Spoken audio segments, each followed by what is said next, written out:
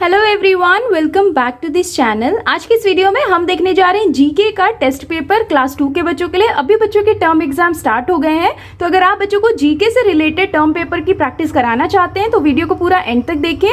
Video अगर आपको अच्छा लगे, हेल्पफुल लगे तो प्लीज वीडियो को लाइक करें, और अगर आप चैनल पे नए हैं तो सब्सक्राइब करके वीडियो अदर पेरेंट्स के साथ शेयर जरूर करें। तो here is the first question, match the following A to B. यहाँ पे ए कॉलम में बच्चों को कुछ वर्ड्स दिए गए हैं, इससे रिलेटेड बच्चों को बी कॉलम में वर्ड्स ढूंढने हैं और बच्चों को मैच करना है। जैसे देखिए पहला है नी, तो नी से रिलेटेड यहाँ पे बच्चों को वर्ड ढूंढना है ना। जैसे कि नी से रिलेटेड वर्ड क्या हो जाएगा, जॉइंट, क्योंकि जो लेग का जो जॉइंट होता है ना वही नी कहलाता है, तो इसको इसके साथ मैच कर देंगे। नेक्स्ट है स्कल, तो स्कल का रिलेटेड वर्ड यहाँ पे कहाँ है, ब्रेन, क्योंकि जो ब्रेन है वो हमारे स्कल में है ना, तो इससे मैच कर देंगे। नेक्स्ट है फुटबॉल, और फुटबॉल का यहाँ पे रिलेटेड वर्ड कौन सा हो जाएगा, फुटबॉल का हो जाएगा गोल, तो इसके साथ मैच कर देंगे।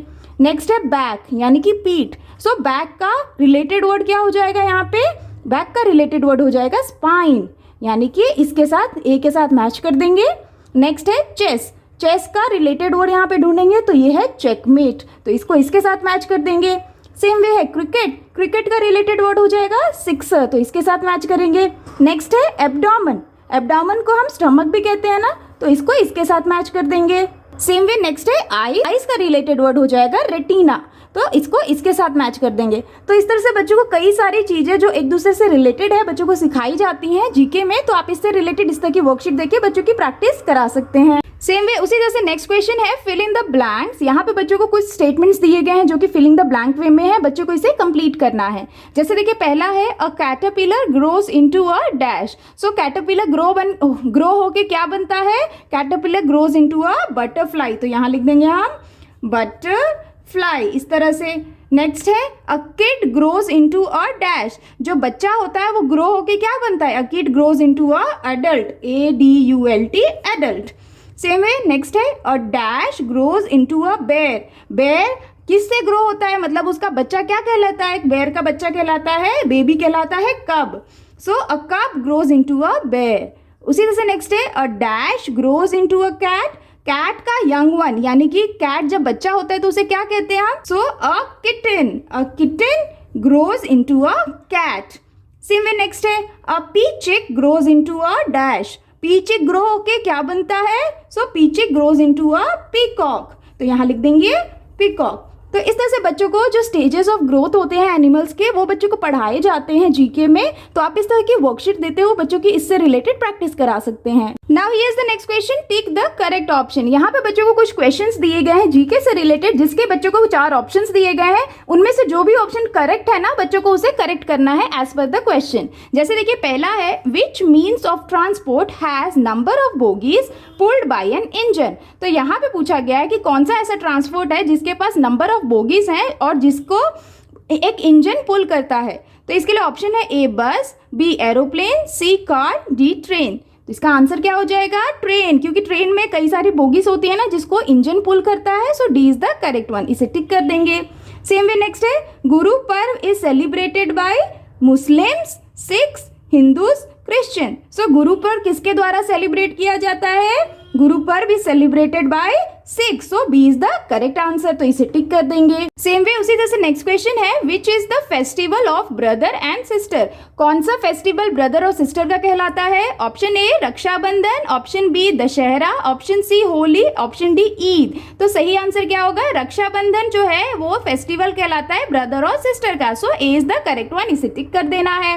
सेम वे नेक्स्ट है most of the food comes from, ज़्यादातर जो खाना होता है जो फूड्स होते हैं वो कहाँ से आता है। Option A animals, option B plants, option C human beings, option C none of these. तो इसका सही आंसर होगा most of the food comes from plants, plant से ज़्यादातर फूड्स आता है, तो B is the correct one.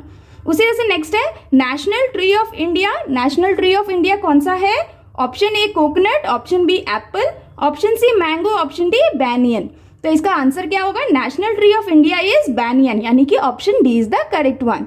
तो इस तरह के बच्चों को ऑब्जेक्टिव क्वेश्चंस दिए जा सकते हैं, जीके से रिलेटेड बच्चों को समझाया जाता है, पढ़ाया जाता है। आप इस तरह के क्वेश्चंस बना के बच्चों की प्रैक्टिस जरूर कराएं। Now here is the next question, circle the odd one out. यहाँ पे बच्चों को कुछ सेट ऑफ वर्ड्स दिए गए हैं, इसमें से जो सबसे अलग है बाकी तीनों से उसको बच्चों को सर्कल करना है, यानी कि वो ऑड वन आउट हो जाएगा। जैसे देखिए पहला है गिटार, तबला, बेड, पियानो। तो इसमें से ऑड वन आउट यानी कि जो इन तीनों फैमिली में से मैच नहीं कर रहा वो कौन सा वर्ड है, वो है बेड। क्योंकि बेड क्या है, बेड तो एक फर्नीचर हो गया ना, लेकिन गिटार, तबला और पियानो इंस्ट्रूमेंट्स के नेम हो गए, तो इसलिए बेड बिल्कुल अलग हो गया, ऑड वन आउट, तो इसे सर्कल कर देंगे। नेक्स्ट है स्टोरी, फुटबॉल, क्रिकेट, कराटे। तो इसमें से ऑड वन आउट कौन सा होगा, स्टोरी। स्टोरी स्पोर्ट्स नहीं है, फुटबॉल, क्रिकेट और कराटे स्पोर्ट्स के नेम है। नेक्स्ट है ट्रैक्टर, यार्ड, ट्रेन, बस। तो इसमें से ऑड वन आउट क्या होगा, ट्रैक्टर, ट्रेन और बस लैंड ट्रांसपोर्ट है, जबकि यार्ड वाटर ट्रांसपोर्ट है, तो ये ऑड वन आउट हो जाएगा, इसे सर्कल कर देंगे। नेक्स्ट है छोटा Bhim, Mickey mouse, Ben 10, Santa Claus. तो इसमें से ऑड वन आउट कौन सा होगा, छोटा भीम, मिकी माउस और बेन 10 कार्टून कैरेक्टर्स हैं, सांता क्लॉज फेस्टिवल्स में रिलेटेड वर्ड है, तो इसीलिए इसे सर्कल करेंगे, ये ऑड वन आउट हो जाएगा। उसी से नेक्स्ट है लायन, टाइगर, काऊ, शार्क। तो इसमें से ऑड वन आउट क्या होगा, लायन, टाइगर और काऊ क्या है, लैंड एनिमल है, जबकि शार्क क्या है, सी एनिमल है, तो इसे हम सर्कल कर देंगे, ऑड वन आउट है। नेक्स्ट है तुलसी, मैंगो, नीम, एप्पल।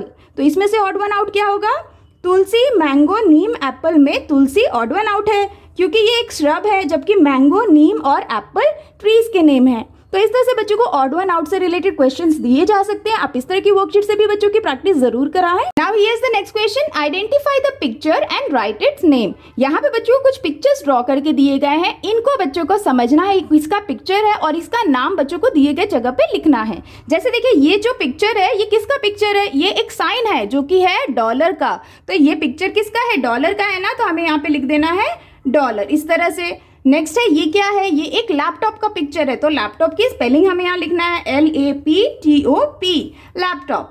सेम वे ये क्या है, ये एक फ्लावर है और इसका नाम क्या है, हिबिस्कस, यानी कि HIBISCUS, हिबिस्कस फ्लावर, यहाँ लिख देंगे। सेम वे नेक्स्ट है ये क्या है, ये एक फ्रूट है, ये कौन सा फ्रूट है, इसे हम कहते हैं पोमोग्रेनेट, तो यहाँ लिख देंगे पोमोग्रेनेट।